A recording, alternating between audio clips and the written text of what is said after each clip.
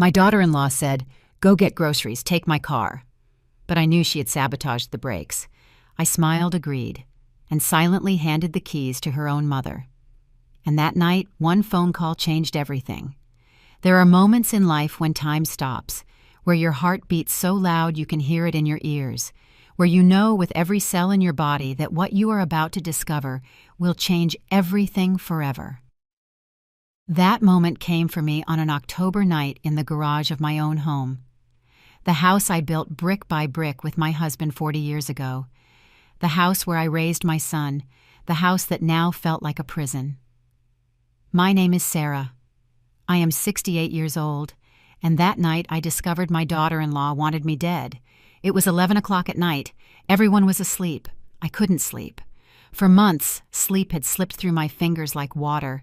I was wearing my worn-out blue robe, the one Edward, my late husband, gave me on our last anniversary. My hands were trembling as I held a small flashlight I found in the kitchen drawer. 6 hours earlier, Victoria, my daughter-in-law, had asked me for something with that smile of hers that no longer fooled me. That smile she wore like a mask.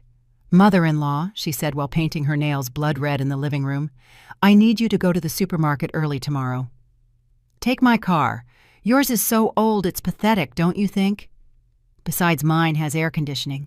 It'll be good for you." Something in her eyes flashed. It wasn't kindness. It was something cold, calculated. "Your car?" I asked, surprised. Victoria never let me touch anything of hers. Not her clothes, not her perfumes, certainly not her car. Yes, I'm not going to need it. The keys are on the entry table." And she went on painting her nails as if it were nothing, as if she hadn't just offered me something she would never ever offer. That's when the alarm in my head went off. That little voice we sometimes ignore because we don't want to seem paranoid. But I had learned to listen to it. I had learned the hard way. Through humiliation and tears swallowed in silence. That night, when everyone was snoring, I went down to the garage. My bare feet felt the cold cement. The garage smelled like oil and confinement. Victoria's car, a silver gray sedan she showed off as if it were a Mercedes, when in reality they had bought it on credit with money I lent them, was parked next to my old station wagon. I crouched down. I shined the flashlight under the car, and I saw it. A small puddle of liquid, yellowish, oily, brake fluid. My heart stopped. I kept scanning with the flashlight. The hose connecting the master cylinder to the front wheels had a cut. It wasn't an accidental cut. It wasn't wear and tear. It was clean, precise, made with something sharp. Someone had sabotaged this car, and Victoria had asked me to drive it. I sat on the cold garage floor, my back against the wall, and I started to shake. Not from cold, from terror, from rage, from a sadness so deep it ached in my bones. My daughter-in-law, the mother of my grandson, the woman my son had chosen to build a family with. That woman wanted to kill me. It wasn't paranoia. It wasn't my imagination. It was real as the fluid slowly dripping onto the cement. How had I gotten here? How had I allowed my life to become this? To understand, I have to take you back 3 years, to the day Victoria first walked into my house. Perfumed, smiling, dressed like she was going to a party. And I, naive, opened the door with open arms. If I had known then what I know now, I would have locked that door and thrown the key down a well. But I didn't. And so began my descent into hell. Before I continue with what happened after that discovery in the garage, before I tell you how I played my cards and struck back, I need you to understand something. This story is real as the air you breathe. And if you have lived through something similar, if you know someone going through a silent hell within their own family, stay until the end. Because what I did next changed everything. And maybe, just maybe, it can help you too. Subscribe to the channel so you can keep hearing stories like this. Stories of women who refuse to be trampled. Stories that need to be told. Now let's go back to the beginning. To the day I met the snake that almost devoured me whole. 3 years before that night in the garage, I was a different woman. I'm not saying I was completely happy. Edward, My husband had died 5 years earlier of a sudden heart attack while watering the roses in the garden. He fell among the red flowers he loved so much. He died doing what he loved, the neighbors said to comfort me. But I was left alone, with a house that was too big and a silence that hurt. I was 63 then. Gray hair I pulled back in a simple bun, wrinkles I had earned honestly, working, raising my son, caring for my parents until their last breath. My body was no longer young, but I wasn't finished either. I walked to the market every morning. I cooked. I cleaned my house from top to bottom every week. I had my routine, my peace. Edward left me well off, the house valued at $450,000. A vacation property he inherited from his parents valued at almost $300,000, and modest but sufficient savings in the bank. I wasn't rich, but I didn't depend on anyone. And believe me, that is a luxury many women my age do not have. My son Robert came to visit me every Sunday. He would bring pastries from the Hope Bakery, and we would sit in the kitchen drinking coffee. We talked about his job as an engineer at a construction company. He told me about his projects. I would ask him if he was eating well, if he was getting enough rest. The normal things a mother asks. Robert was 35, dark-haired like his father, tall with large calloused hands from work. A good man, or so I thought. One Sunday in March, he arrived differently. His eyes were bright, a smile that didn't fit on his face. "Mom," he said as I poured the coffee, "I met someone." My heart leaped with joy. Finally. I had waited years for my son to find someone to start his own family, to give me grandchildren. "Yes, tell me," I said, sitting across from him. "Her name is Victoria. She's 28. She works in marketing. Mom, she's incredible. I've never felt anything like this." He said it with so much emotion, it was contagious. He talked about her for an hour, about how they met at a gym, about her laugh, how smart she was, how beautiful. "I want to bring her over next Sunday for you to meet her. Is that okay?" "Of course, son. This is your house. It will always be your house."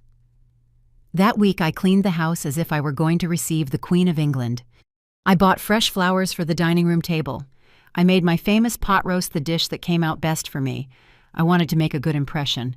I wanted that girl to know my son came from a decent family. The following Sunday, the doorbell rang at 2 in the afternoon. I opened the door, and there she was.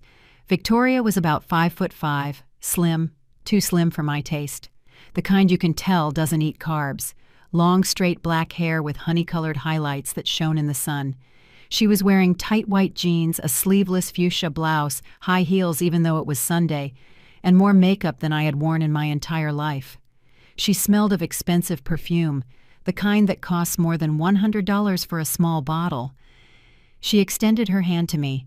She didn't hug me, just her hand with perfectly manicured nude nails. "A pleasure to meet you, Mrs. Sarah. Robert has told me so much about you." Her voice was sweet, too sweet, like cough syrup. Come in, come in." "What a pleasure to meet you, dear," I said, smiling. They entered. Victoria scanned the living room with her eyes. I saw how her gaze lingered on every detail. The wooden furniture Edward and I bought 30 years ago. The hand-embroidered curtains my mother-in-law made. The family photos in silver frames on the buffet. The painting of the Last Supper on the main wall. "What a traditional house," she said. Traditional. She didn't say cozy. She didn't say pretty. Traditional. As if it were a dusty museum. "Thank you." I replied, not understanding if it was a compliment or not. During the meal, Victoria barely touched the pot roast. "It's a little heavy for me," she said, smiling. Robert ate enough for both of them, praising my cooking as always. Victoria talked a lot about her job at an advertising agency, about the important clients she managed, about the events she went to. She named clothing brands, restaurants, places I had never even heard of. At one point, while I was clearing the plates, I heard her say to Robert in a low voice, but not that low, "Your mom must feel lonely in this big house. Has she ever thought about selling it and buying something smaller?" My blood ran cold. But Robert replied, "My mom loves this house. Her whole life is here." Of course," Victoria said. I'm just saying it must be a lot of work to maintain." When they left, Robert hugged me at the door. "What did you think of her?"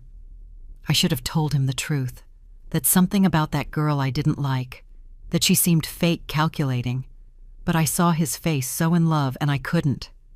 "If you're happy, son, I'm happy." A lie. The first of many lies I would tell myself in the following years. The following months, Robert brought Victoria over more and more often. She remained polite, but her comments became sharper. "Sarah, don't you get tired of living alone in this huge house?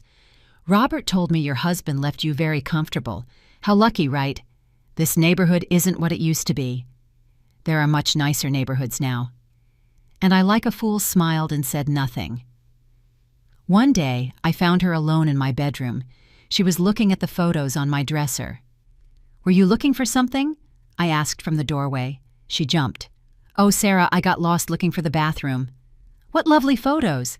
Is this that vacation property Robert talks about?" How did she know about the property? "Yes," I replied dryly. "It must be worth a fortune, with the tourist area growing so much." She smiled and left my room. That night, I couldn't sleep.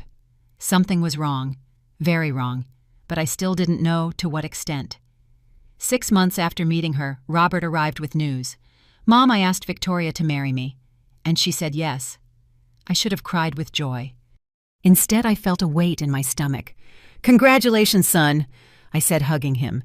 But inside, a little voice was screaming at me, "Be careful, watch your son, watch your house." I didn't listen to that voice. And that was my second big mistake, because what came next was worse than I could have ever imagined. The wedding became my first great defeat. Victoria arrived at my house on a Tuesday afternoon, without warning. She carried a thick folder full of papers, magazines, and a smile that no longer tried to hide her ambition. "Mother-in-law, we need to talk about the wedding," she said, sitting in my living room as if she owned it. I was preparing iced tea. I dried my hands on my apron and sat across from her. "Of course, dear. Tell me what you have planned." She opened the folder. She pulled out photos of reception halls that looked like palaces, menus with French names I didn't even understand, dresses that cost what I used to earn in 6 months when I worked. "Look, this is what we want. A garden in that resort town overlooking the valley. 200 guests, a 5-course dinner, a band. Premium open bar, and obviously my dress has to be from the Casa Real boutique." She started mentioning numbers. $5,000 for the venue, $8,000 for the food, $4,000 for the dress, $2,000 for the flowers, $3,000 for the music. "Victoria," I interrupted her, "that adds up to over $20,000. $32,000, to be exact." She corrected without flinching. "It's an investment. We only get married once, right?" I stayed quiet, processing. "And Robert and I thought that as the mother of the groom you could contribute to the main expenses." "It's tradition, isn't it? Besides, Robert is your only son. This will be your only chance to see your son get married." There it was, the manipulation, the emotional blackmail wrapped in pretty words. "Victoria, $32,000 is a lot of money. But you have it, Sarah. Robert told me about your savings. We're not asking you to sell the house or anything like that. Just to support us in this very important moment." She leaned forward. "Besides, think about the grandchildren. We'll give you grandchildren soon. Don't you want your son to have a beautiful memory of his wedding?" She used my future grandchildren as a weapon, and it worked. "Let me think about it," I said with a broken voice. "Of course, but we need to book the venue this week. If not, we lose it." She left, leaving the folder on the table, as if she already knew I was going to give in. That night I spoke with Robert on the phone. "Son, your girlfriend came to talk about the wedding." "I know, Mom. Look, I know it's a lot of money. But Victoria is right. It's once in a lifetime. And I don't earn enough yet to pay for all that. My savings are barely enough for a down payment on an apartment. Are you already looking at apartments?" "Yes, we want to move out on our own soon." "Well, we can't live mooching off you." Mooching? As if I were the owner of a boarding house. "Robert, you will never be mooching in my house. This is your house." "I know, Mom, but I'm 35. I need my own space, my own family. I heard background noise, Victoria's voice. I didn't understand what she was saying, but the tone was urgent. Mom, I have to go. So, are you going to help us with the wedding? I sighed. Yes, son. I'll help you. Thanks, Mom. I love you. He hung up before I could answer. The next day, I went to the bank. I withdrew $32,000 from my savings. The money Edward and I saved with so much effort, the money that was my cushion for emergencies, for my old age, so I wouldn't depend on anyone. I handed it to Victoria in an envelope. I expected a hug, a sincere thank you, something. What I got was, "Perfect, Sarah. It's about time." We almost lost the venue, and she put the envelope in her Gucci bag without even opening it to check. The wedding was in June, in a beautiful garden, just as Victoria wanted. She looked radiant in her fitted white dress, Robert nervous but happy in his gray suit. I wore a navy blue dress I bought at a thrift store. I spent too much on the wedding. I wasn't going to spend more on my clothes. During the ceremony, I cried. But not with joy. I cried because I saw my son promising his life to a woman who only saw numbers where there should be love. I cried because I knew deep in my heart that this would end badly. At the reception, Victoria didn't introduce me to her family as my mother-in-law. She introduced me as Sarah Roberts' mom, as if I were an accessory, a secondary figure. Her mother Florence was a humble woman, short, dark-skinned, with hands rough from work. She cleaned houses for a living. You could tell she had made a huge effort to pay for her simple dress and shoes. "A pleasure to meet you, Mrs. Sarah," she told me with a genuine smile. "What a beautiful wedding, right? I couldn't contribute much, but my daughter looks happy, and that's what matters." I liked her immediately. She did have humility. She did have a heart. Victoria barely spoke to her during the whole party. She sat her at a table in the back far from the main table. Florence didn't complain. She just watched her daughter with a mix of pride and sadness. The wedding ended. The newlyweds went on their honeymoon to Cancun. 5 days at an all-inclusive hotel that of course also came out of my savings, although Robert never asked me directly. Victoria mentioned it in passing. It would be nice to have a honeymoon, but oh well with the wedding expenses. And I like an idiot transferred $5,000 more to her. When they returned tanned and smiling, I received the news. Victoria was pregnant.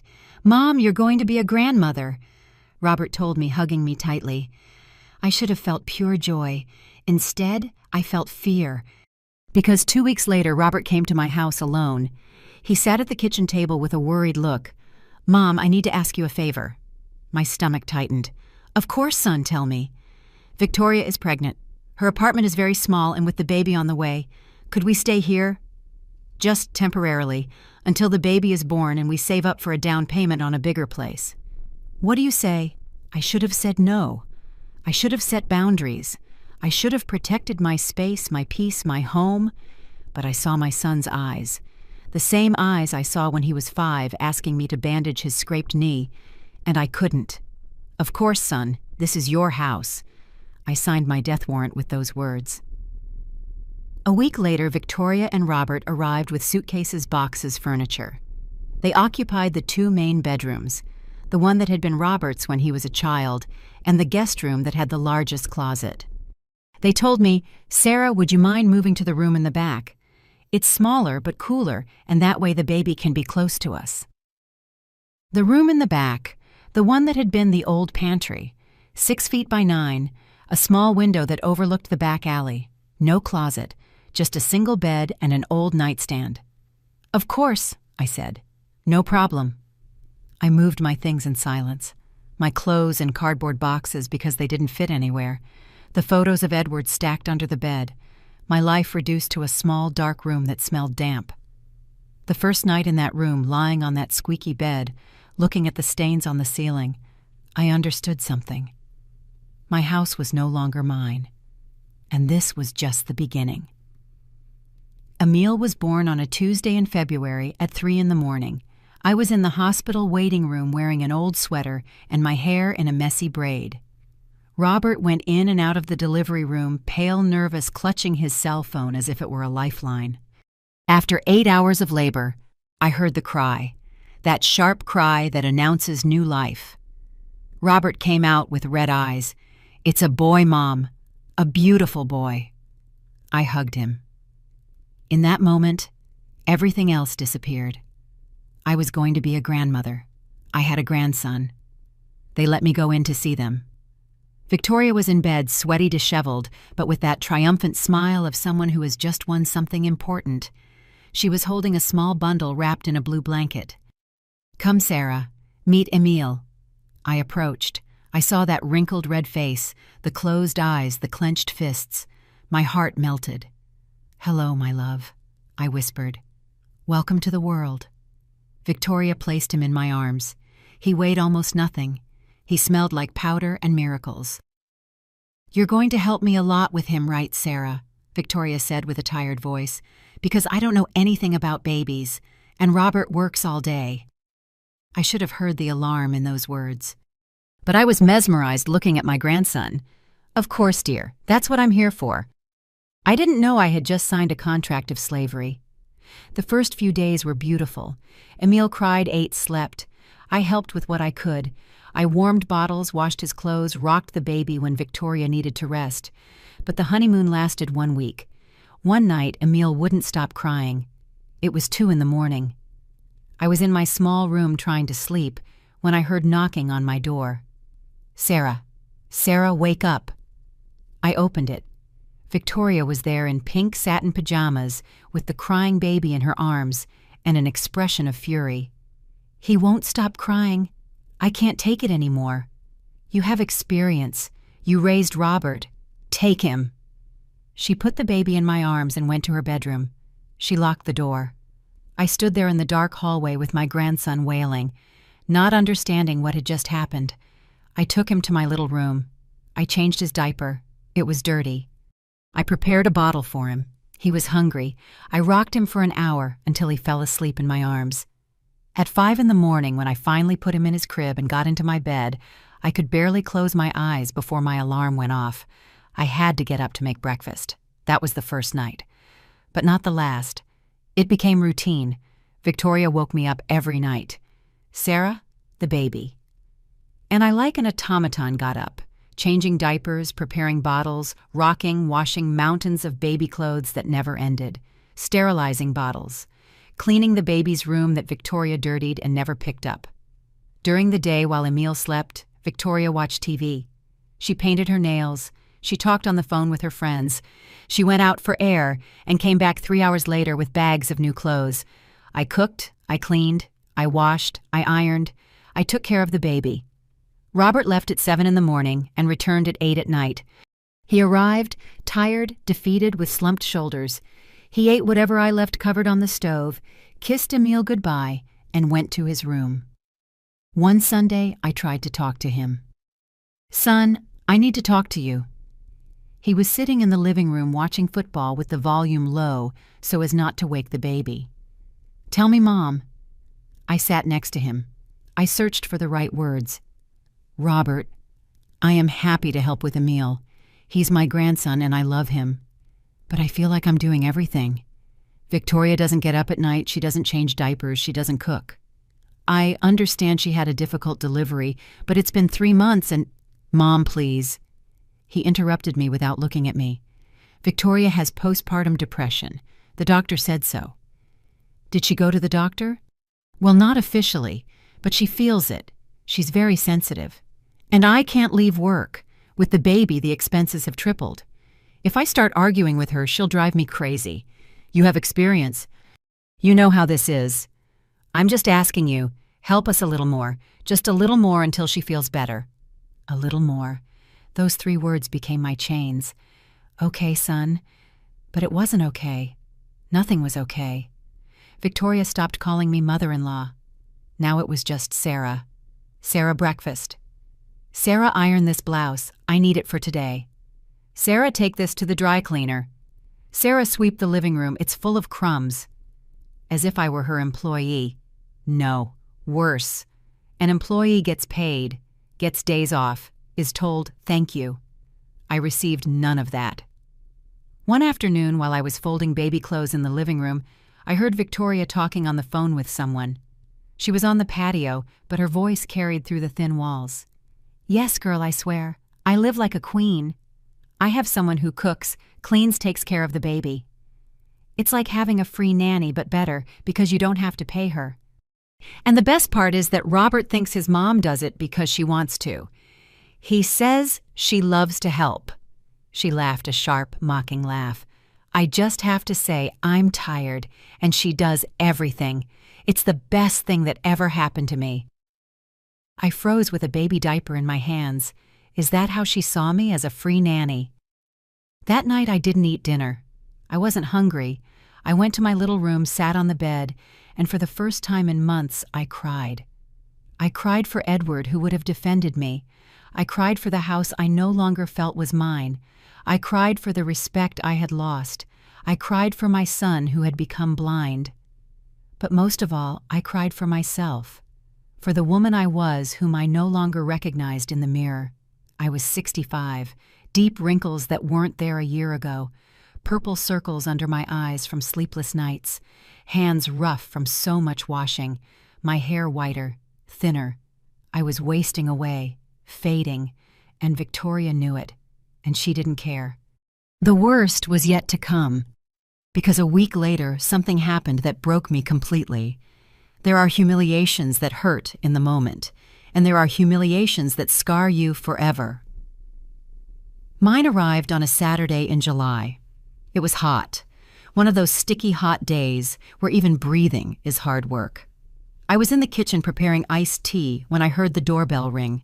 Victoria shouted from her bedroom, "Sarah, get the door. It's my sister."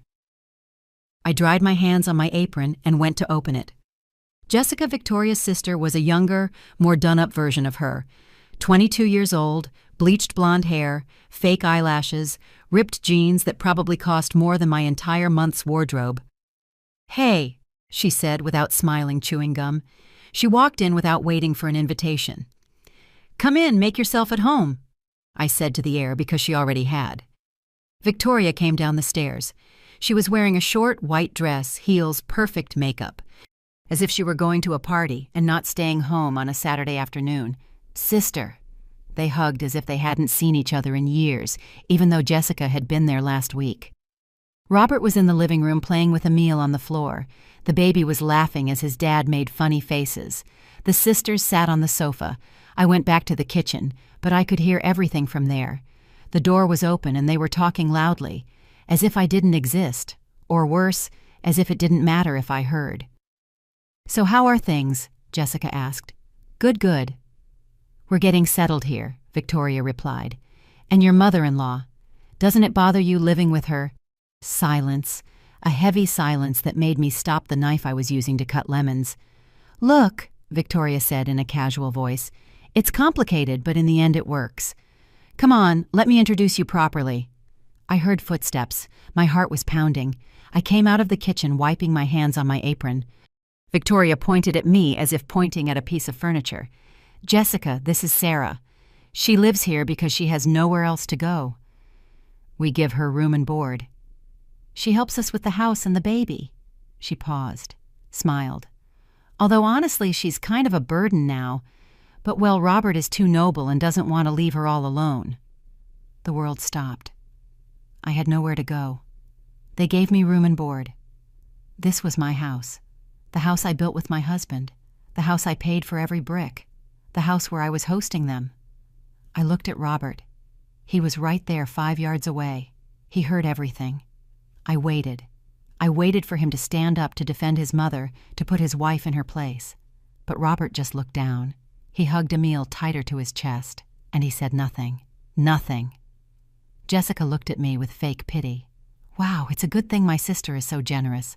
Not everyone can stand living with their mother-in-law, right? I couldn't speak. I had a knot in my throat the size of a fist. Victoria laughed. "Well, it is what it is. Come on, sister, I'll show you the baby's room I decorated." They went up the stairs. Their laughter echoed through the house. My house. I stood there in the middle of the living room. Robert was still on the floor with Emile. He wouldn't look at me. "Son," I said, my voice trembling. "Mom, please, not now.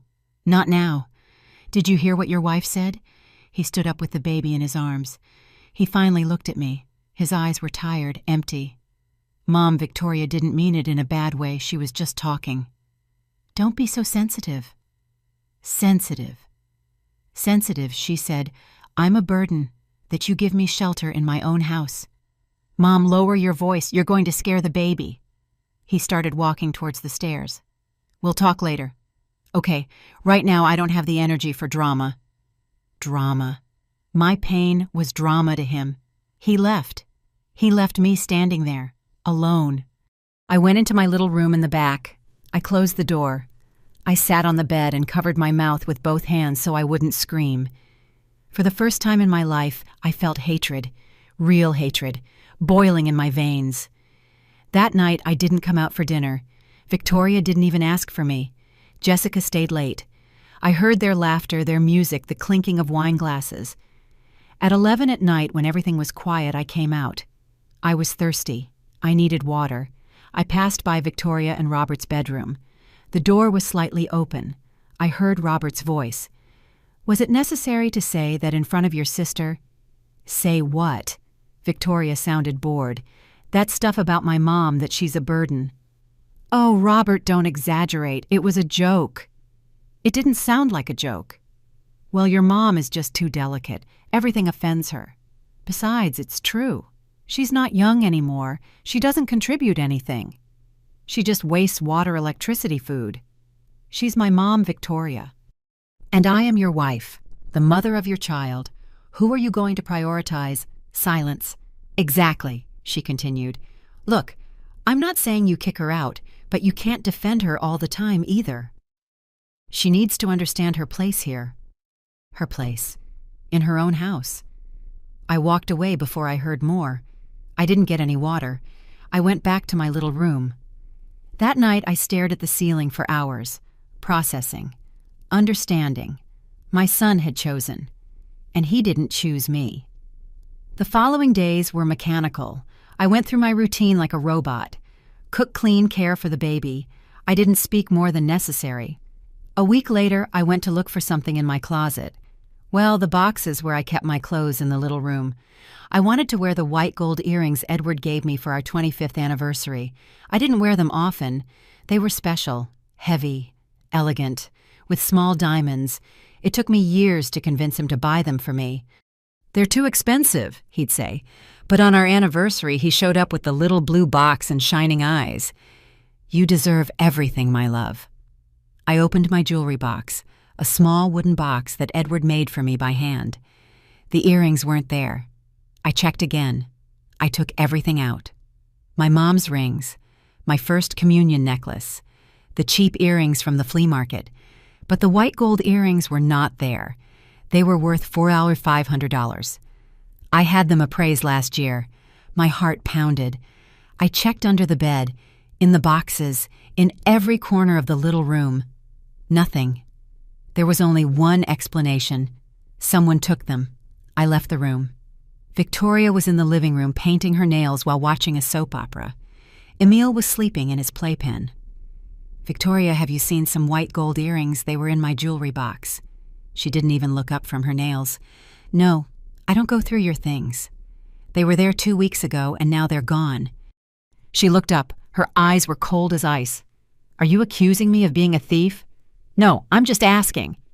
Robert, she shouted. Robert, come here. My son ran down the stairs. What's wrong? Victoria stood up. Now she was looking at me with theatrical fury. Your mother is accusing me of stealing her earrings. No, I didn't say that. I started. Yes, you did. You asked me if I had seen them, implying I took them. Do you think I need to steal your old jewelry? She pointed to the gold earrings she was wearing. I have my own things, and better quality. Victoria, calm down, Robert said. Mom, what happened?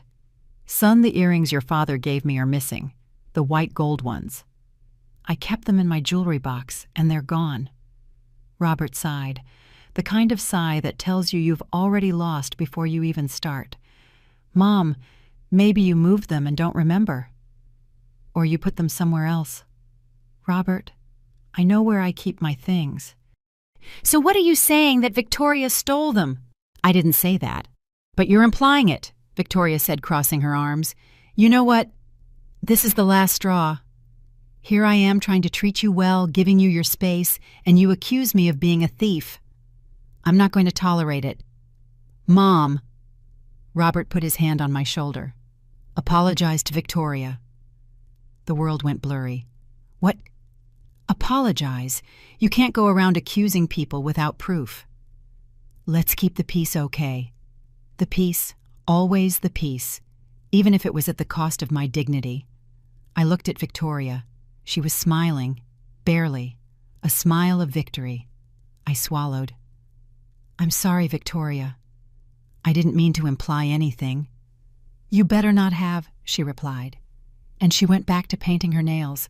I went up to my little room, I closed the door, I sat on the floor, and something inside me died that day.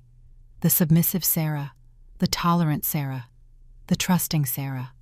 That woman died. And in her place, something new was born. Something silent, something dangerous. A woman who no longer had anything to lose. The months passed like murky water, thick, heavy. I continued my zombie routine. Get up at 6, make breakfast, care for a meal, clean, cook, wash, go to bed late, sleep little, repeat. Victoria treated me worse and worse. She didn't even bother to hide it anymore. "Sarah, this is cold. Make it again." "Sarah, you ironed this shirt wrong. Are you blind or what?" "Sarah, the baby smells dirty. Didn't you bathe him today?" And I kept quiet. I obeyed, like a trained dog. Robert was barely around. He left before dawn and returned after Emile was asleep. On weekends, he locked himself in his bedroom with excuses of catching up on work. My son was hiding. From me, from reality, from his own cowardice. One Tuesday in November, Emile had a fever. Nothing serious, but he was crying nonstop. Victoria had gone to the beauty salon, leaving me with the sick baby. "If he gets worse, take him to the doctor," she ordered before leaving. "And call Robert to pay for the consultation." I spent the morning rocking my grandson. I put warm compresses on his forehead. I gave him his medicine. Slowly the fever went down, and he fell asleep in my arms. I took him to his crib. But before leaving the room, I remembered Victoria had asked me to look for the digital thermometer. "It should be in my nightstand," she had said. I went into her bedroom. The bed unmade clothes thrown everywhere, expensive perfume bottles on the dresser, department store bags in the corners. I opened the nightstand drawer, and my world changed. There, among tissues and hand creams, were documents. My heart started to race. I shouldn't be snooping, but something told me to look. I took out the papers. My hands were shaking. The first one was a recent appraisal of my house dated 3 weeks ago. $460,000 was the updated value. The second was a quote from a notary's office. Property title transfer fees, $8,500. The third one chilled my blood. It was a draft of a purchase agreement. The house, my house, in the name of Victoria M. Salazar. Not Robert, Victoria. I kept reading, my eyes clouded by tears I didn't know were from rage or sadness. The seller, Sarah Ramirez, widow, transfers all rights to the property located at... There was a number, $80,000. $80,000 for a house worth over $400,000. Reading further down, I understood the plan. It was a family agreement, where I supposedly sold the house for that ridiculous amount in exchange for them caring for me in my old age. But the money would never reach me because there was a clause where that money would be used to buy me a small apartment suitable for an elderly person. Translation: they would take my house, give me a cheap little apartment, and keep the difference. And with the vacation property, they didn't even bother with a draft. There was a handwritten note by Victoria. "Vacation property. Sell directly afterward. Valued at $280K. Find a direct buyer to avoid taxes." I felt the floor move beneath my feet. I took out my cell phone. With trembling hands, I photographed every document, every page, every note. I put everything back exactly as it was. I closed the drawer. I left the bedroom. I went to my little room. I sat on the bed. I looked at the photos on my phone over and over. It wasn't paranoia. It wasn't my imagination. Victoria wanted to steal everything from me. My house, my land, my inheritance. And the worst part, Robert had to know. Because these documents don't just appear. You have to go to the notary, request appraisals, sign quotes. My son was in on the plan. Or he was such a coward that he let his wife do whatever she wanted. I don't know which of those two options hurt more. That night when Robert got home from work, I waited for him in the kitchen. Victoria was upstairs bathing Emil. "Son, we need to talk." "Mom, I'm tired." "Can it wait?" "No, it can't." He sat across from me with a look of annoyance, as if I were a pending task. "Robert, are you planning to stay here forever?" He hesitated. "Mom, don't start with that. Answer me. How much longer are you going to live here?" He sighed. He rubbed his eyes. "Honestly, Mom, I don't know. Apartments are crazy expensive. With the baby, the expenses are high. We're saving, but... And what about this house? What about it? It's too big for me alone, don't you think?" He looked up. His eyes shined with something. Hope, relief. "Well, yeah, Victoria and I have been thinking about that. This house is too big for one person. And with the maintenance costs, the electricity, the water..." He leaned forward. "Mom, we've been thinking that maybe it would be good for you to sell it." There it was, no anesthesia. "Sell it." "Yeah, and with that money you could buy a small apartment. Something comfortable, no stairs, safer for you. And whatever is left over you could invest or save for your old age. We could move out on our own too. It would be good for everyone." He was talking fast, as if he had rehearsed it, as if they were Victoria's words coming out of his mouth. "And what would you do? We'd look for our own house. Or a bigger apartment. I don't know. We haven't decided yet." Liar. Cowardly liar. "I see." I said, my voice calm. Too calm. "And when were you planning to tell me this?" "I'm telling you now, Mom. It's not an order. It's just a suggestion for you to think about." I smiled. A smile that didn't reach my eyes. "I'll think about it, son." He relaxed. "Thanks, Mom. I knew you'd understand." He got up and went upstairs. I stayed seated in the kitchen where I prepared thousands of meals for him, where I bandaged his scraped knees when he was a child, where we celebrated his birthdays, his graduations, his triumphs. And now he was asking me to leave. I didn't sleep that night. I stared at the ceiling. I thought. I calculated.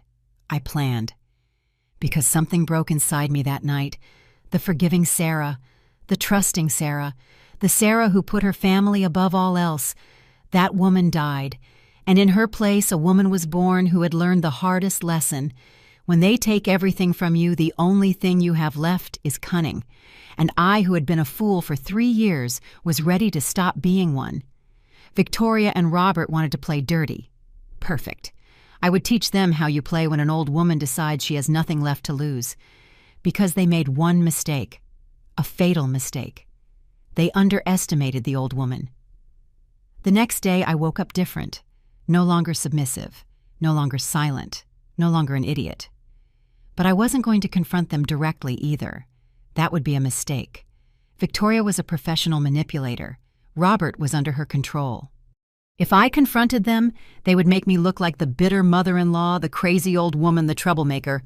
No, I had to be smart. I had breakfast with them as if nothing was wrong. I smiled. I served the coffee. I gave Emil his baby food while Victoria checked her cell phone and Robert read the newspaper. "Did you think about what we talked about yesterday, Mom?" Robert asked without looking up from the paper. "Yes, son." "It seems reasonable. Let me find out a few things first. Prices of apartments, things like that." Victoria looked up from her phone. She looked at me with barely concealed surprise. "Really, Sarah? That's great that you're seeing it with maturity." "A change will do you good." I smiled. "Yes, dear, you're right." I almost choked on my own falsehood. But it worked. Victoria went back to her phone satisfied. I waited for them both to leave. Robert to work Victoria to her yoga class that she never missed. I was left alone with Emil. I put him in his playpen with his toys and took out my cell phone. I looked for a number I hadn't dialed in years. Stella, my best friend, my friend of over 40 years. We met when our sons were in elementary school. She had been a lawyer. She retired 5 years ago, but she was still the sharpest woman I knew. The phone rang 3 times. Hello? Stella, it's Sarah. Sarah? What a miracle, I haven't heard from you in months. How are you?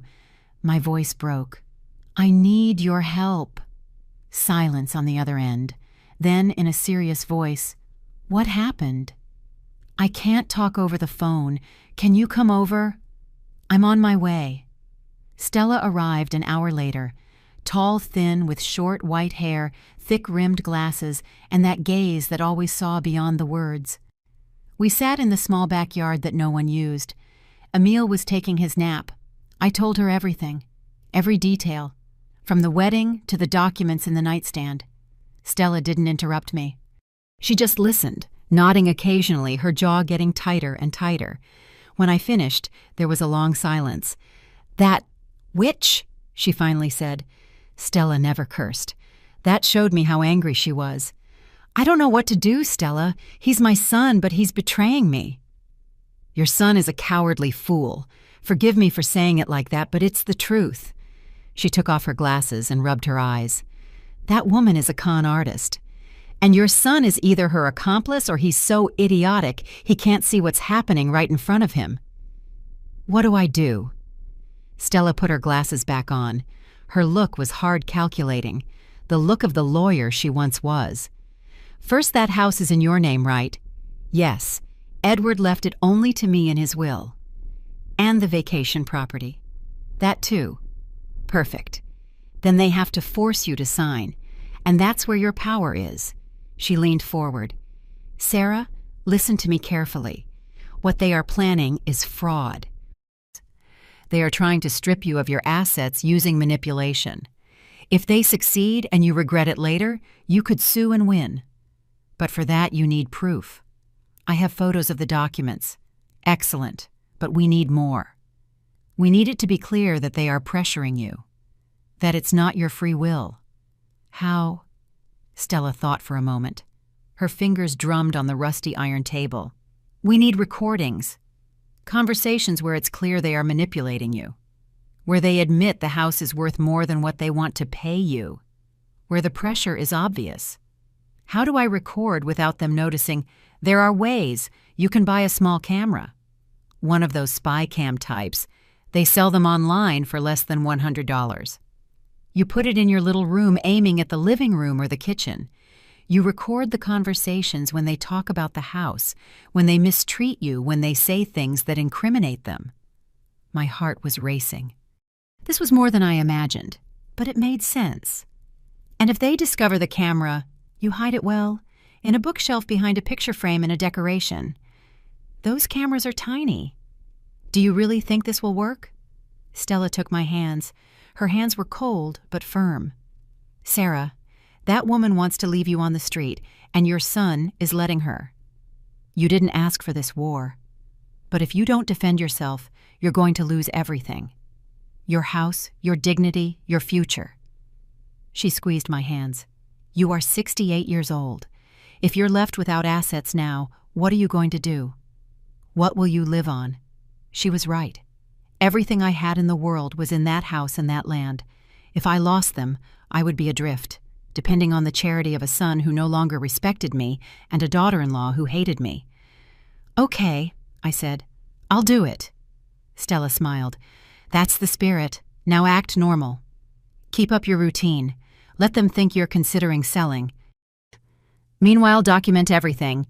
And after we'll see. Maybe with the evidence we can confront them and negotiate. Or maybe you'll have to kick them out of your house. Because it's your house, Sarah, not theirs, and they need to remember that. We hugged. I felt like I got a piece of myself back that I had lost. Thank you, my friend. That's what we're here for. And Sarah, be careful. If that woman is capable of stealing your house, she's capable of anything. I didn't know how true those words were until weeks later. Stella left. I acted as if nothing had happened. That afternoon, I bought the camera online. $89. It arrived 3 days later in a small package. I installed it, hidden in a picture frame I had on a shelf in the living room. From there, it had a perfect view of the kitchen and the living room, and it had a sensitive microphone that picked up conversations from several yards away. I started recording. The first week, I didn't capture much. Just mundane conversations. Victoria complaining about the traffic, Robert talking about his work. But the second week, I recorded pure gold. It was a Wednesday night. I was in my little room, supposedly asleep. But I had the camera recording and my cell phone connected to watch live what it captured. Victoria and Robert were in the living room drinking wine, talking in low voices. "Have you asked her again?" Victoria asked. "Yes. She says she's thinking about it, checking prices." "She's been thinking for weeks. She's stalling." "Give her time, Victoria. It's her house. It's not easy for her."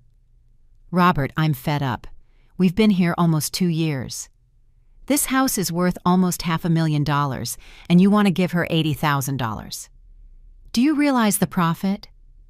With that, we pay off this place. We buy the luxury condo I want downtown, and we'll have money left over for the new car I need." I know, but she's my mom." "Your mom already lived. She had her house, her marriage, her life.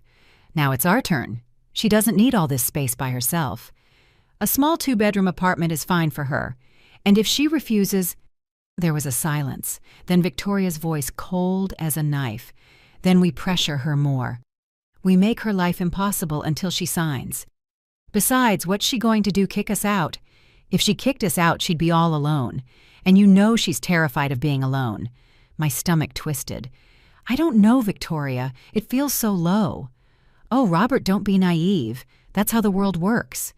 The smart take advantage of the stupid. Your mom was lucky to marry your dad, who left her all this. Now it's our turn. I guess you're right." "Of course I'm right. We just need her to sign. After that, she won't even be able to complain. The transfer will be legal, and if she regrets it, what's she going to do, sue us?" "With what money? She doesn't have money for a lawyer." They laughed, both of them. I turned off my cell phone. My hands were shaking so much I almost dropped it. I had them confessing their plan, admitting they wanted to scam me. The next morning, I sent the video to Stella. She called me an hour later. "Sarah, this is perfect. With this, we can prove intent to defraud. If it goes to court, you win." But she paused. "Be very careful. That woman is dangerous, and we don't know how far she's capable of going." I should have listened to her. I should have been more careful, because what Victoria planned next almost cost me my life. 2 more weeks passed. I kept recording, acting normal, smiling when I had to, staying quiet when they insulted me. But inside, something had changed. I wasn't the same. Victoria noticed I wasn't giving in on the house. Every time Robert brought up the subject, I said, "I'm looking into it. Give me more time." And that was making her desperate. I started to notice strange things. Victoria went out more often. Sometimes she came back with shopping bags. Other times she came back smelling like cigarettes, even though she didn't smoke. One afternoon, 3 days before the incident in the garage, I heard a conversation that chilled my blood. I was in my little room. They were in the living room. The camera recorded everything. "I can't wait anymore," Victoria said in a tense voice. "Your mother has to sign those deeds, or we're going to find another way." "What other way?" Robert asked, his voice tired. "I don't know, but we have to think of something. We've been living here for 2 years, 2 years putting up with her. And now that we're about to get what we want, she's playing hard to get. Victoria, give her time. I'll convince her." "Time, we've wasted enough time." There was a silence. Then she continued in a lower voice. "We need her to feel vulnerable. To understand that she needs us, that without us, she'd be lost." "What are you proposing?"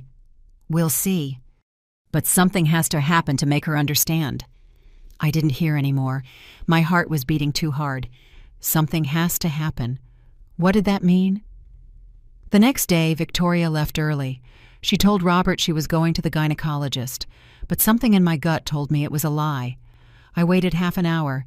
Then I took a taxi and followed her. The taxi stopped 2 blocks behind hers. I saw her go into a mechanic's shop in a bad part of town. It wasn't the shop where they always took the car. It was a small, dirty place with rusty fences. Victoria went in. She spoke to a man. I couldn't hear what they were saying, but I saw her take money out of her purse. Cash. A lot of it.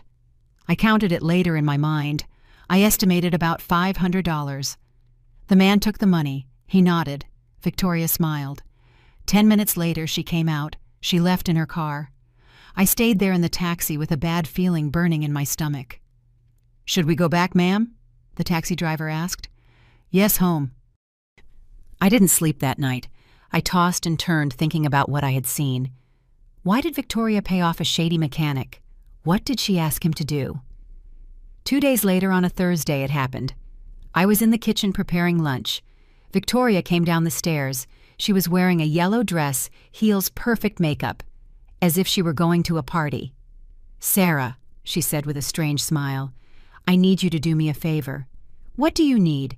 "Tomorrow morning I need you to go to the supermarket. We're out of everything and we need to buy groceries for the week." "Of course I'll go in the morning."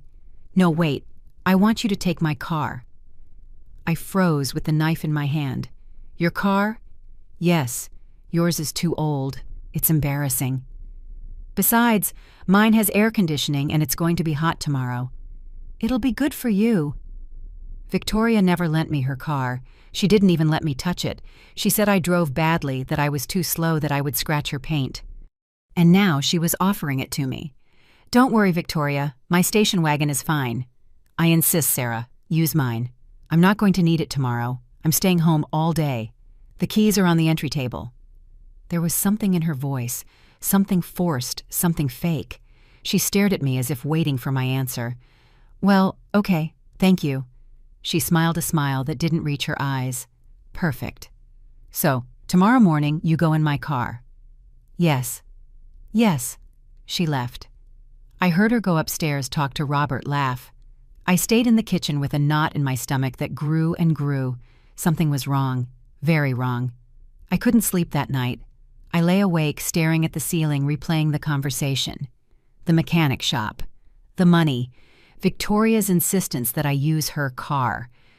At 11 o'clock at night, when everything was silent, I got up. I put on my blue robe. I took the small flashlight from my room. I went down the stairs without making a sound. The garage was dark. It smelled like oil and dampness. I turned on the flashlight. I illuminated Victoria's car, a silver-gray sedan, clean gleaming, her pride. I crouched down. I shined the light under the car, and I saw it. A small puddle, yellowish oily, brake fluid. My heart stopped beating. I got closer. I followed the light along the hoses connecting the master cylinder to the wheels. The hose for the front left brake had a cut. Clean, precise, made with something sharp. It wasn't wear and tear. It wasn't an accident. It was sabotage. I sat on the cold garage floor, my back against the wall, my legs trembling. Victoria had ordered the brakes on her own car to be cut, and she had insisted that I be the one to use it. The pieces clicked into place in my head like a gruesome puzzle. If I went out in that car tomorrow morning, if I went to the supermarket, which was 20 minutes away, if I took the highway that has that steep downhill slope, the brakes would fail. I would crash. I would probably die, and it would look like an accident. "Poor Mrs. Sarah," they would say. "So elderly. She shouldn't have been driving. What a tragedy." Victoria would be in the clear. She would have witnesses. I lent her my car to help her. How was I supposed to know the brakes would fail? How awful! And Robert would inherit everything. The house, the land, everything. And Victoria would control it all through him. It was the perfect plan, almost perfect. Because she made one mistake. She underestimated me. She thought I was a stupid old woman who would do whatever she said without question, but I wasn't that woman anymore. I got up from the garage floor. My legs were still shaking, but my mind was clear. Cold, calculating. Victoria wanted to play with death. Perfect. I would teach her how the game is played. I went up to my little room. I took out my cell phone. I opened my contact list. I looked for a number I hadn't used in months. Mrs. Florence, Victoria's mother. That humble woman who cleaned houses to survive, whom Victoria treated with contempt, whom they sat in the back at the wedding. I dialed the number. 3 rings. 4. "Hello?" Florence's sleepy voice. "Mrs. Florence, it's Sarah, your daughter's mother-in-law." "I'm sorry to call you so late." "Sarah, did something happen? Is Emil okay?" "Everyone is fine. I'm sorry to bother you at this hour, but I need to ask you a favor for tomorrow." "Of course, tell me." "You see, I have a doctor's appointment early tomorrow, very early, at 7 in the morning. My station wagon broke down and Victoria lent me her car, but you know I drive very badly." I lied with a sweet voice. Could you drive me? I would pay for the gas, of course." "Oh, Mrs. Sarah, of course. Don't worry about it." "What time should I pick you up?" 6:30 would be perfect." "And Mrs. Florence, one more thing. Victoria told me it would be better to use her car so you don't waste gas from your car." "What if you come by for the keys and use hers? That way you don't spend—" There was a pause. "My daughter lent you her car for me." The pain in her voice broke my heart. Victoria never lent her own mother anything. "Yes, she's very busy tomorrow and won't need it." "It would be a favor for me, too. I'd feel safer going with you in a car with good air conditioning." "Well, if you say she's okay with it—" "Completely. I'll leave the keys on the entry table. Just ring the bell and I'll open it. Everyone will still be asleep." "Okay, Mrs. Sarah. I'll be there." "Thank you, Mrs. Florence. Rest well." I hung up. I sat on the bed. My hands were still shaking, but now it was different. It wasn't fear. It was something darker, colder. What had I just done? I had just given the keys to the sabotaged car to Victoria's mother. If Florence went out in that car tomorrow, the brakes would fail. She would have the accident that Victoria planned for me. I put my hands to my face. Was I capable of this, of using an innocent woman as a pawn? But Florence isn't going to die, I told myself. I'll call the police beforehand. I'll tell them about the sabotage. I'll send the photos, the recordings, everything. This was just to expose Victoria, to make it clear that she cut those brakes, to kill me, or whoever drove that car. That was the question that would destroy her. I lay down on the bed. I didn't sleep at all that night. I just waited for dawn, for the day that would change everything forever, the day Victoria would discover that even the most silent victims have claws. That night was the longest of my life. I lay in my bed, eyes open, watching the shadows the streetlights cast on the ceiling. My mind was a whirlwind. What had I done? Was I really going to let Florence get into that car? But then I remembered. The humiliations, the insults, the plan to steal my house, and now this, attempting to kill me. Victoria crossed a line. It wasn't just about money anymore. It was about my life. At 5 in the morning, I got up. I got dressed in old jeans and a gray blouse. I tied my hair back. My hands were still shaking. I went down to the kitchen. I put on coffee. I needed to be alert. I took out my cell phone. I looked for Stella's number. I wrote a message. "My friend, if you don't hear from me in the next few hours, there is a yellow envelope hidden under my mattress. Everything is in there. The documents, the recordings, the photos. Give it to the police." I didn't send the message yet. I just left it ready. At 6:15, I heard noises upstairs. Victoria was getting up. My heart pounded like a drum. I heard her footsteps on the stairs. She came into the kitchen. She was wearing a pink satin robe. Her hair was down. No makeup yet. "Good morning, Sarah. You're up early." "Good morning, Victoria. I couldn't sleep well." "Ah." She poured herself coffee. "Are you going to the supermarket soon?" "Yes, in a little while." "In my car, right?" Her eyes drilled into me, looking for something. Suspicion, doubt. "Yes, thank you for lending it to me." She smiled. "You're welcome. Drive carefully." "Those streets are dangerous in the morning." The cynicism in her voice made me sick. "I will." She left. She went back up to her bedroom. At 6:30 sharp, the doorbell rang. I peeked through the window. It was Florence. She arrived in her old car, a white sedan full of dents. I opened the door before she could ring the bell again. "Good morning, Mrs. Florence," I whispered. "Good morning, Mrs. Sarah." She was wearing a knit sweater, polyester pants, comfortable shoes. The tired face of someone who has worked her whole life. I handed her the keys to Victoria's car. "Here they are. The car is in the garage. Thank you so much for doing this." Florence took the keys as if they were gold. Her eyes lit up. "Did my daughter really say I could use her car?" I lied, directly, looking her in the eyes. "Yes. She told me last night that it would be no problem." "It's just, she never lends me anything. She doesn't even invite me to her house when they come to visit me." The pain in her voice cut me, but it was too late to back out. "Well, today she did. Come on, the car is this way." I took her to the garage. I opened the door. There was the silver-gray sedan shining in the weak morning light. Florence looked at it with admiration. "What a beautiful car."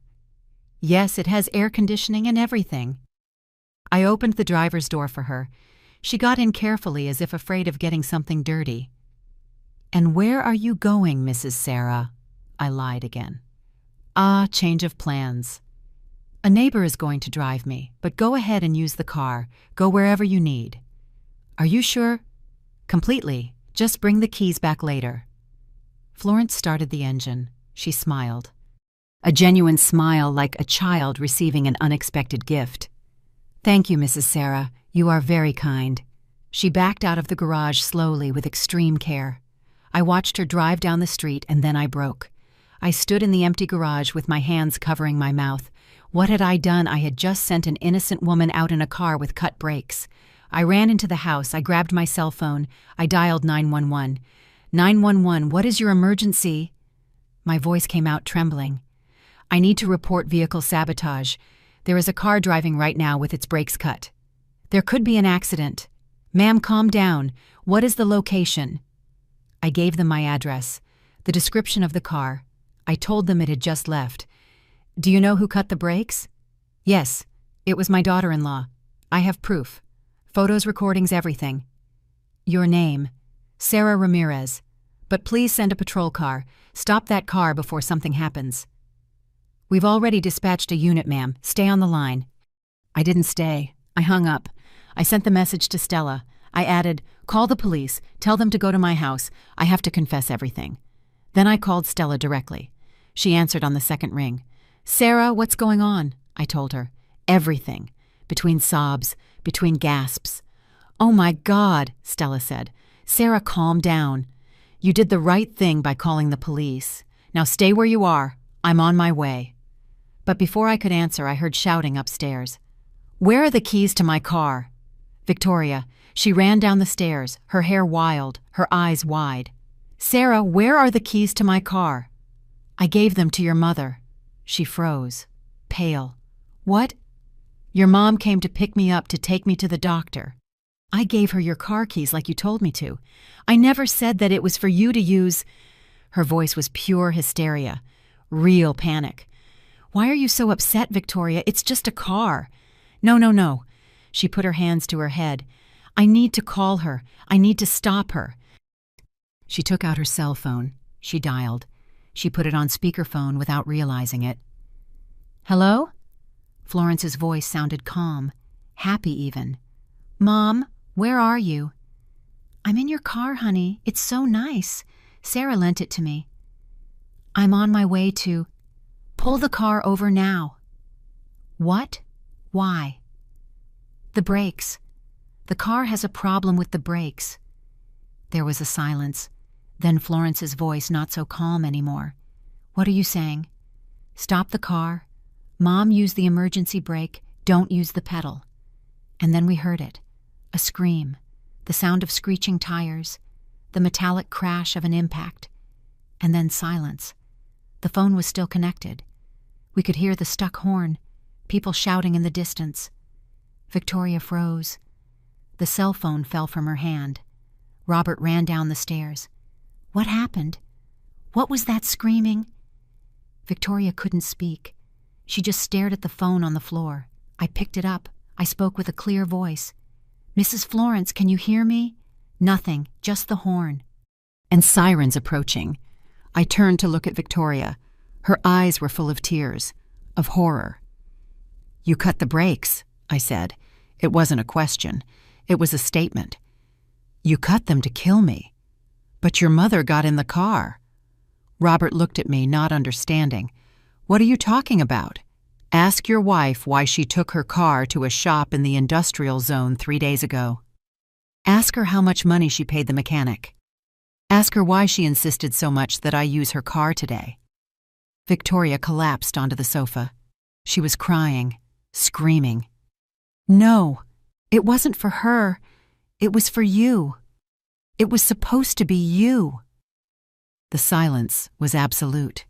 Robert looked at her as if she were a stranger. "What did you say?" Victoria realized what she had just confessed. She covered her mouth, but it was too late. At that moment, the police arrived. 2 patrol cars, 4 officers. They banged on the door. "Police, open up." I opened it. I made the call. "Are you Sarah Ramirez?" "Yes. We need to talk to everyone present. There was a car accident, and we have a report of intentional sabotage." I pointed at Victoria. She cut the brakes. "I have proof." The next few minutes were chaos. The police asking questions. Victoria screaming that it was all a misunderstanding. Robert in absolute shock, unable to articulate a word. My cell phone rang. An unknown number. "Hello. Are you a relative of Florence Ruiz?" "I'm her daughter's mother-in-law. There was an accident. She is being transported to the general hospital. Her condition is serious." My legs gave out. I sat on the floor, serious. Florence was in serious condition. Because of me.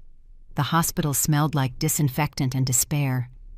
I was sitting in a hard plastic chair in the waiting room. My hands were shaking. My head was spinning. The police had asked all of us to go to the hospital. Victoria was in a patrol car, handcuffed, crying hysterically. Robert was in another without handcuffs, but with the lost look of someone who just watched their life fall apart. I went with Stella, who arrived just as they were putting us in the police cars. "I'll take her," she told the officers, showing her retired lawyer's ID. "She is my client." In the car, Stella didn't judge me. She just held my hand. "You did what you had to do to survive," she said. But I didn't feel like a survivor. I felt like a murderer. We had been waiting for 2 hours. The doctors didn't come out. There was no news. Robert was sitting at the other end of the room. He wouldn't look at me. He wouldn't look at anyone. His eyes were just fixed on the floor. Victoria was in a separate room with 2 police officers guarding her. A doctor finally came out. He had tired eyes behind his fogged-up glasses. "Family of Florence Ruiz." I stood up. Robert, too. "I am her daughter's mother-in-law," I said with a broken voice. "And you?" "I'm her daughter's husband," Robert replied. The doctor sighed. "Mrs. Ruiz suffered severe head trauma, fractured ribs, and internal bleeding. She is in surgery right now. Her condition is critical. The next few hours are decisive." I felt like I was suffocating. "Is she going to live?" "We don't know yet. We are doing everything possible." He left us with the heaviest silence in the world. I sat down again. Tears ran down my cheeks and I couldn't stop them. Stella hugged me. "It's not your fault, Sarah." But it was. I had given her the keys. I had sent her in that car. Even though my intention was to expose Victoria, even though I had called the police, I had gambled with a human life. And now Florence was dying because of my revenge. A detective arrived an hour later. His name was Martinez, a man in his 50s with a gray mustache and a penetrating gaze. "Mrs. Ramirez, I need your statement." He took me to a small room. Stella came with me. I told him everything, from the beginning. The wedding, the humiliations, the plan to steal my house, the mechanic shop, giving the keys to Florence. I showed him the photos of the documents, the recordings, everything. The detective listened without interrupting. He took notes. When I finished, he said, "Why didn't you call the police when you discovered the sabotage?" That was the question that destroyed me. Why? Because I wanted to expose my daughter-in-law. I wanted it to be clear that she did it. I thought that if Victoria's mother got in the car and something happened, but I called the police beforehand, you would have direct proof. Not just my photos, but a crime in progress. But you endangered Mrs. Ruiz's life. I know. The tears returned. I know, and I regret it every second. I called 911 as soon as the car left. I thought they would stop it in time. I wasn't thinking clearly anymore. After 3 years of abuse, of humiliation, of them trying to kill me, I just wanted justice. The detective closed his notebook. I understand, but I need you to understand that your actions will have legal consequences. You endangered another person even if it was to expose a crime. Are you going to arrest me? The district attorney will decide that. For now, stay available. Don't leave the city. He left. Stella took my hand. We're going to fight this, Sarah. You are the victim here. Victoria tried to kill you. But I didn't feel like a victim anymore. I felt like a villain. We went back to the waiting room. Robert was still there. Now his head was in his hands. I approached him. I sat next to him. Son. He didn't respond. Robert, look at me. He looked up. His eyes were red empty. Is it true? He asked with a hoarse voice. Is everything you said true? Victoria wanted to kill you. Yes. And you put her mom in that car, knowing it was sabotaged. I couldn't lie to him, not anymore. Yes, but I called the police. I thought they would stop her before anything happened. I didn't want Florence to get hurt. I just wanted Victoria to pay for what she did. Robert covered his face with his hands. His shoulders shook. This is a nightmare.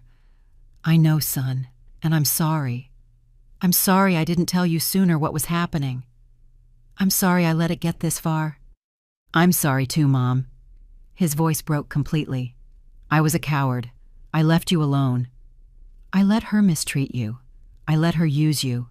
And when she planned to kill you, my God, how did I not see it? Because you loved the wrong person. No, because I was weak. Because I chose a false peace instead of defending my mother. We sat in silence, 2 broken people sitting in a hospital waiting room, waiting for news of the third life we had all destroyed. 3 hours later, the doctor came out again. Family of Florence Ruiz. We ran to him. She survived the surgery. We managed to stop the bleeding and stabilize her, but she suffered severe damage. Hip fracture, 3 broken ribs, a lung contusion, and the head trauma. We still don't know if there will be neurological damage. But she's going to live, I asked with a desperate voice. Yes, she is going to live, but her recovery will be long. Months of physical therapy, possibly permanent side effects. I collapsed into a chair. Relief and guilt hit me at the same time. Florence was going to live.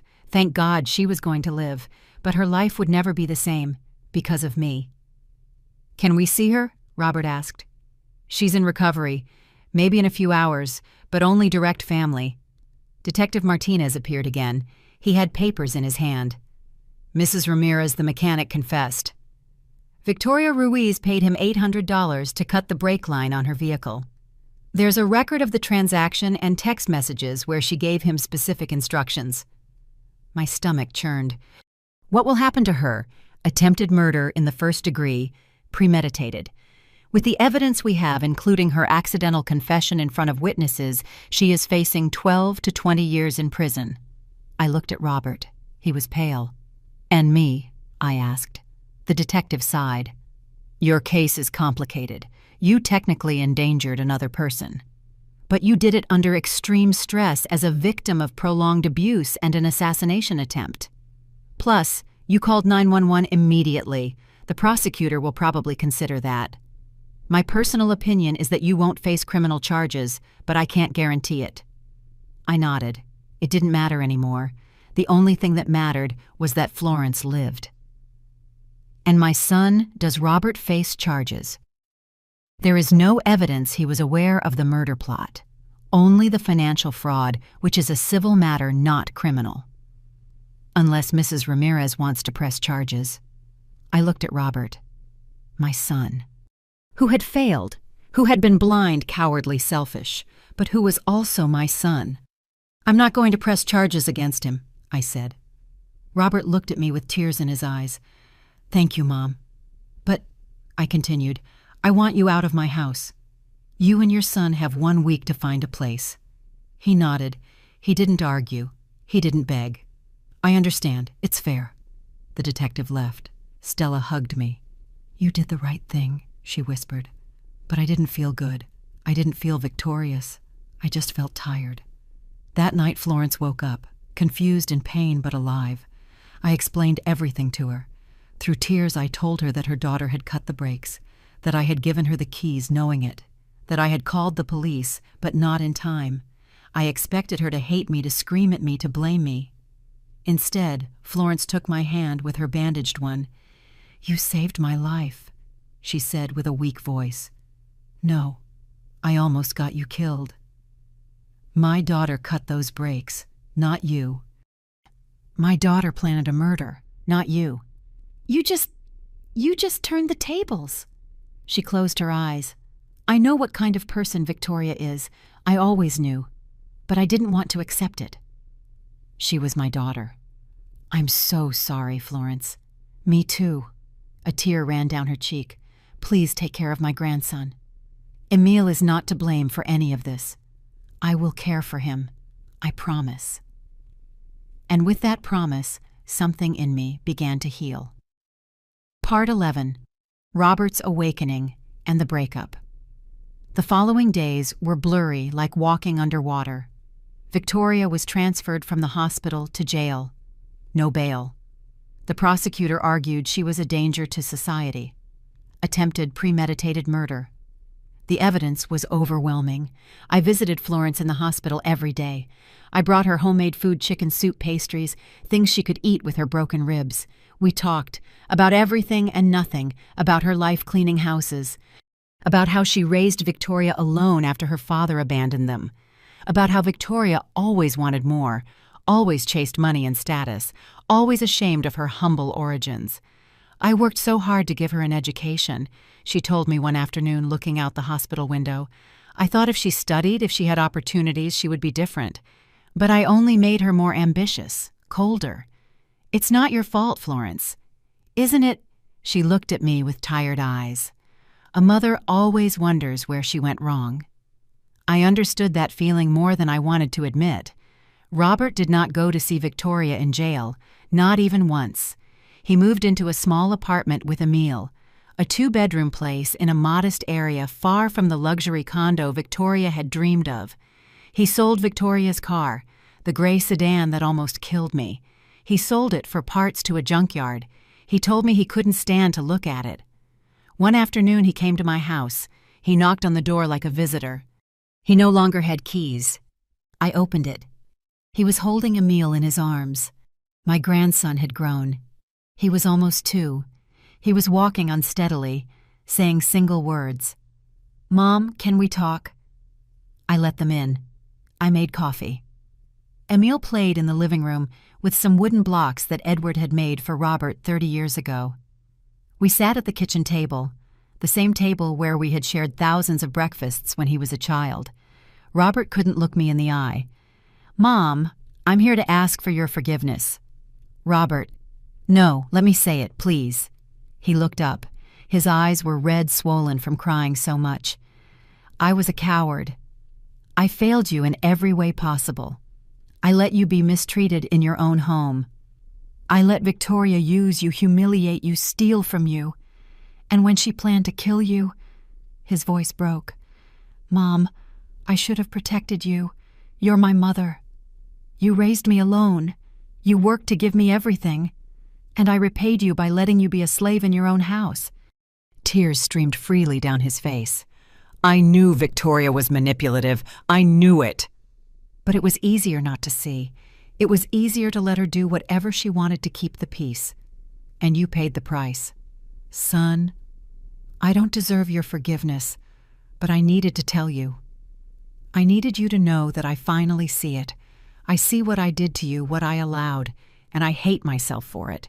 I got up, went around the table, and hugged him. He cried on my shoulder like when he was a child and fell off his bike.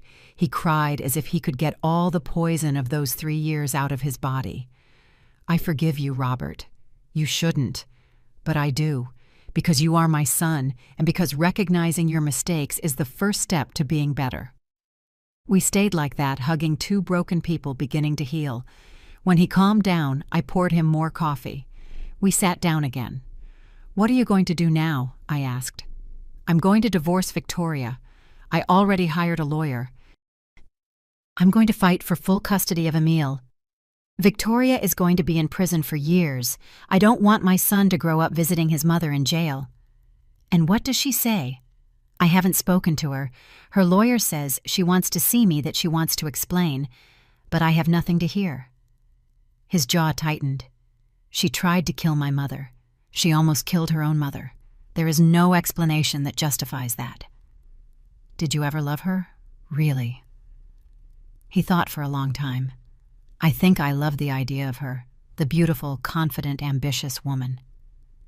It made me feel successful to have her by my side. But real love, of knowing someone deeply and accepting their flaws? No. We never really knew each other. We were just two people using each other to fill voids." It was the most mature answer I had heard from him in years. "And work the expenses." "It's hard. Daycare is expensive. The apartment eats up half my salary. But I'm learning. I'm learning to cook by watching videos online. Emil eats a lot of chicken nuggets, but we're surviving." He smiled sadly. "Now I understand everything you did for me when I was a kid, and I took it for granted. That's how kids are. They only understand when they become parents. Mom, I need to ask you another favor, and I'll understand if you say no." "Tell me." "Could you help me with Emil, not like before, not as a servant, but as a grandmother? Maybe twice a week I would pay you for the hours." "I'm not accepting your money." "Mom." "But I will help you with my grandson, with clear boundaries. 2 afternoons a week, from 3 to 7, you drop him off and pick him up, and I'll watch him here, in my house." "Thank you, Mom. But Robert, this only works if there is respect. If you ever again allow anyone to mistreat me, it's over. Do you understand?" "I understand. And it won't happen. I promise you." I wanted to believe that promise. With all my heart, I wanted to believe it. 2 weeks later, Victoria asked to see me. Her lawyer called me. "My client requests a meeting with you, at the prison. There are things she wants to say to you." I asked Stella what to do. "You don't have to go if you don't want to," she said. "You don't owe her anything." But something in me needed to go. I needed to look her in the eye and hear what the woman who tried to kill me had to say. I went on a Tuesday afternoon. The women's prison was on the outskirts of the city, a gray building surrounded by high walls and barbed wire. The entry process was humiliating. Bag check metal detector guards shouting orders. They took me to a visiting room. Metal tables bolted to the floor, plastic chairs, cameras in every corner. Victoria entered, escorted by a guard. I didn't recognize her at first. No makeup, no hair extensions, no perfect nails. In a faded beige uniform and plastic shoes. She looked small, frail, much younger than her 31 years. She sat across from me. She didn't look at me right away. "Thank you for coming," she finally said in a flat voice. I didn't respond. I just waited. "I guess you hate me." "I don't know what I feel for you, Victoria, but hate isn't the word." She looked up. Her eyes were dull, lifeless. "I wanted to apologize." "Apologize for trying to kill me?" "Yes." Tears began to roll down her makeup-free cheeks. "I was desperate, obsessed. I wanted that house. I wanted the money. I wanted the life I thought I deserved. And you were the obstacle. I gave you my home. I gave you everything. I know. And I used it against you. I treated you like trash, like something in the way. And when you didn't give in about selling," she closed her eyes, "I thought if you disappeared, everything would be easier. Robert would inherit. I would convince him to sell. We would have the money, the perfect life. But you almost killed your own mother. She completely broke down. She sobbed, her hands covering her face. I didn't want it to be her. When I knew my mom was in that car, my God, I wanted to die. I wanted the earth to swallow me. But you cut those brakes, Victoria. You. I know, and I have to live with that every second of every day. My mom almost died because of me. And now she's in the hospital with side effects that will affect her for the rest of her life. Because of me. We sat in silence. The background noise of the prison filled the space. Doors slamming, guards' voices, distant crying. Why did you want to see me? I finally asked. To ask for your forgiveness. And to tell you, Robert and Emil are better off without me. Don't fight the divorce. Don't fight for custody. Sign whatever you have to sign for Robert to keep my son. I don't deserve to be a mother. That's not for me to decide. Please. She looked at me with desperation. You have influence over Robert. Tell him not to fight. Let me go. Let me rebuild my life in here. And when I get out in 12 or 15 years, I'll be a different person. But now I'm a monster. I stood up. Victoria, I forgive you. Not because you deserve it, but because I need to let you go so I can move on. But the consequences of your actions are yours. Robert will make his own decisions about Emil, and you will serve your sentence. I know. I hope you use these years to find the person you could have been, the one your mother tried to raise. Because that person is still in there, under all the layers of ambition and hatred. I walked to the door. Mrs. Sarah? She called out. I stopped. I didn't turn around. Your daughter is lucky to have you. I don't have a daughter, only a son, and a grandson who I'm going to help raise to be a better man than his father was. I left without looking back. On the way home, I cried. I cried for everything, for the lost years, for the injured Florence, for the Robert who had to wake up in the worst way, for the Victoria who could have been different.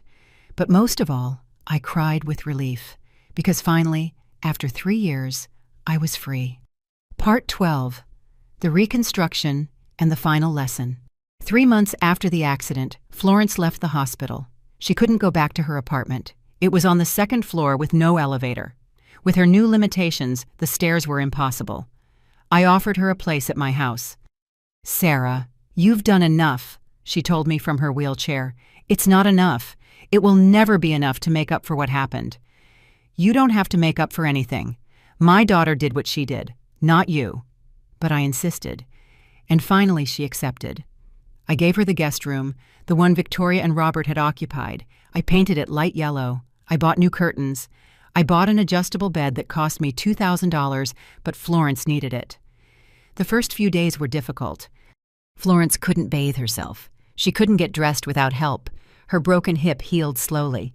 I hired a nurse to come 3 times a week. With my money. The money Victoria had wanted to steal. Florence cried sometimes at night. I could hear her from my room. She cried for her daughter, for her grandson she barely saw, for her body that no longer responded as it used to. One night, I went into her room. I sat on the edge of her bed. Do you want to talk? There's nothing to say. I'm just sad. You have a right to be. My daughter is going to be in prison for 12 years.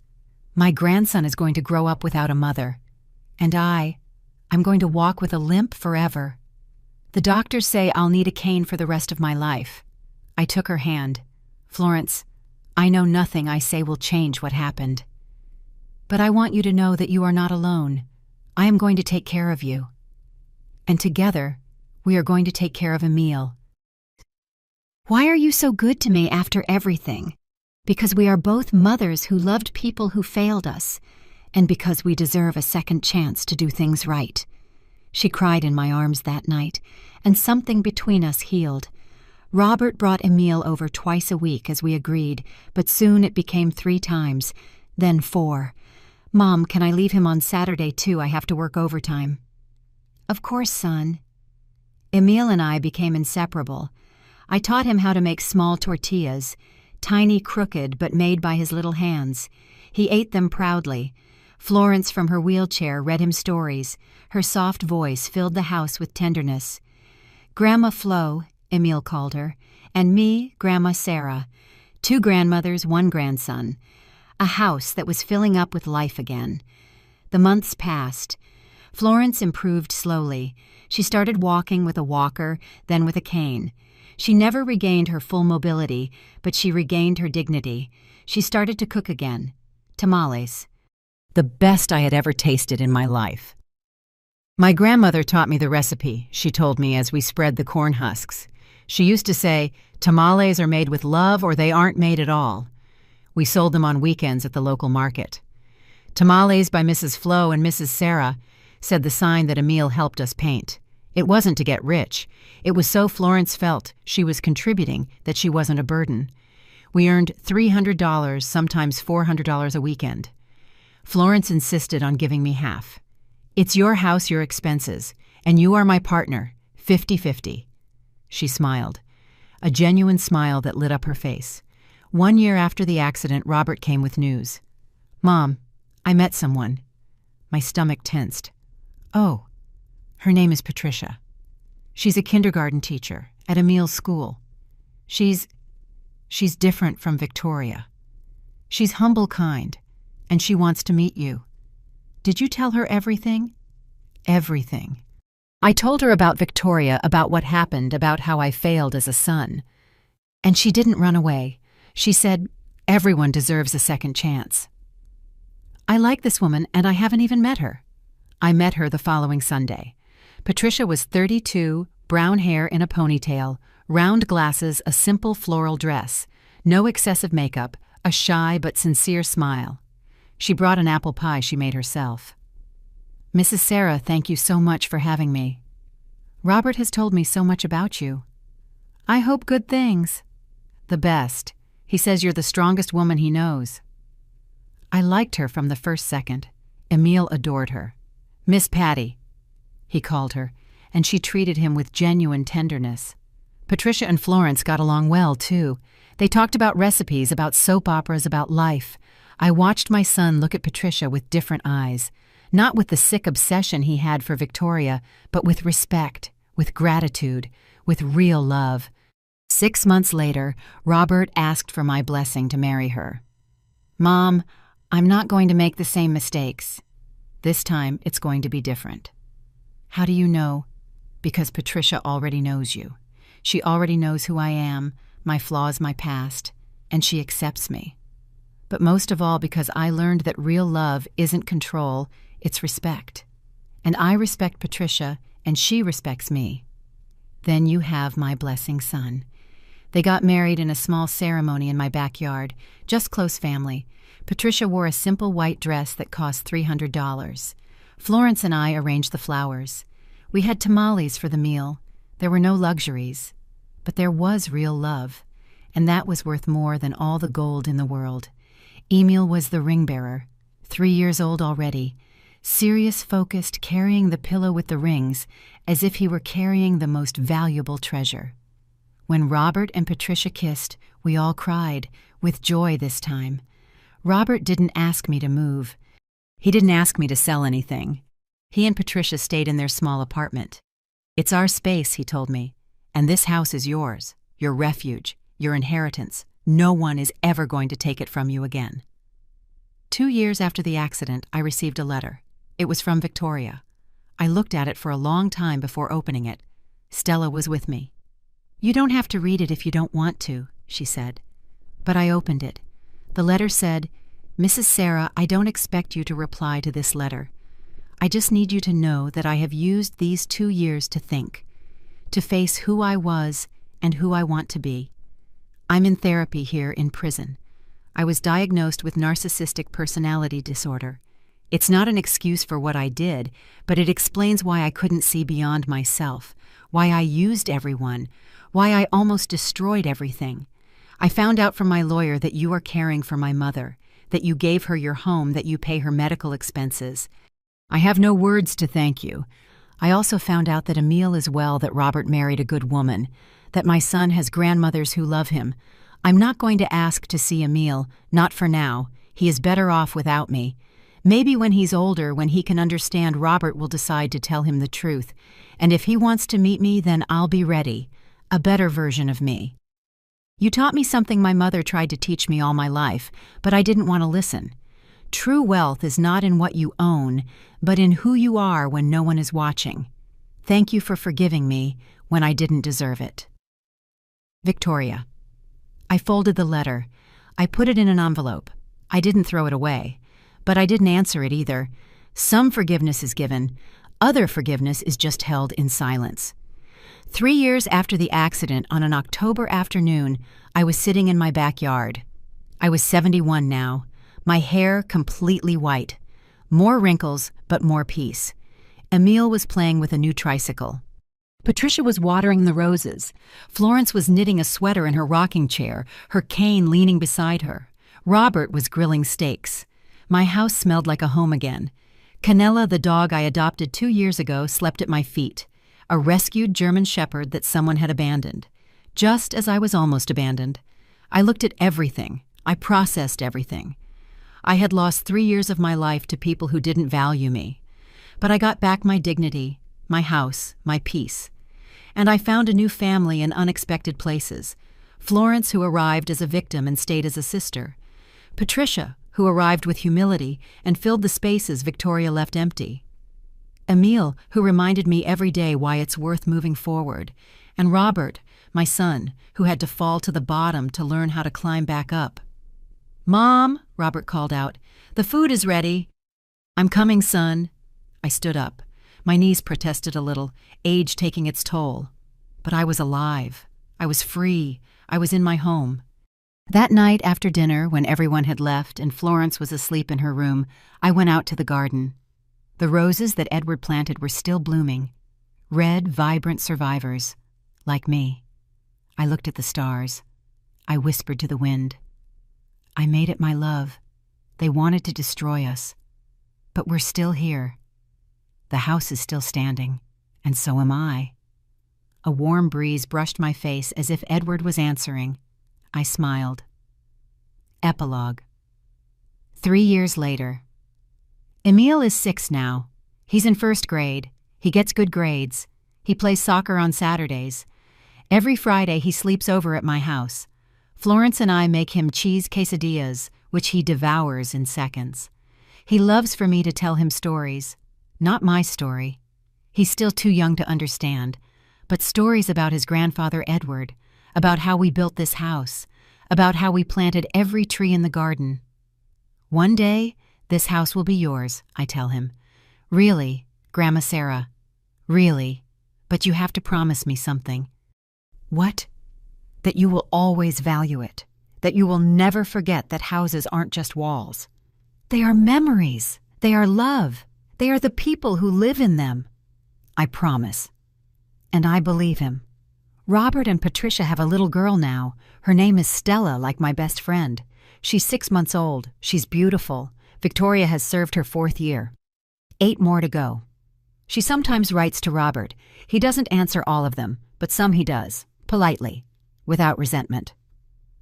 She's my son's mother, he said when I asked him why he kept in touch.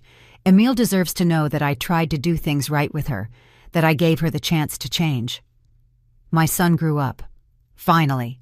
Florence and I still sell tamales. Not out of necessity anymore, but because we like it. Because it makes us feel useful. Because the people at the market know us and greet us warmly. Here come the ladies, the vendors shout, and we smile. A month ago, a young woman approached me at the market. Her eyes were red from crying. "Excuse me, ma'am, are you Sarah Ramirez?" "Yes, dear, how can I help you? I read your story online. Someone shared it in a women's group. About how your daughter-in-law tried to take your house, how you survived. And I'm going through something similar. My son-in-law treats me horribly. And I don't know what to do. I thought I was just going to die here. But you survived." I hugged her right there in the middle of the market as vendors and shoppers went on their way. "Look, dear, the first thing you need to know is that your house is yours. Nobody, absolutely nobody, has the right to take it from you. The second thing is you have to be smart. Document everything. Get help! Don't stay silent!" I gave her Stella's number. I told her to call her. "And remember," I said, taking her hands, "you are not alone. There are more women like us than you think. And when we unite, we are unstoppable." She left with hope in her eyes. And I understood why everything had happened. Not just to survive, but to help others survive too. Today, as I write this in my mind, sitting in my garden with the sun warming my face and Canella at my feet, I think about the long road I've traveled. 3 years of hell, 2 years of healing, and now, peace. It's not the life I imagined, but it's better in many ways. Because I learned that family isn't always blood. Sometimes it's the people who hold you up when your blood lets you fall. I learned that revenge isn't always sweet. Sometimes it's bitter complicated and changes you forever. I learned that forgiving isn't forgetting.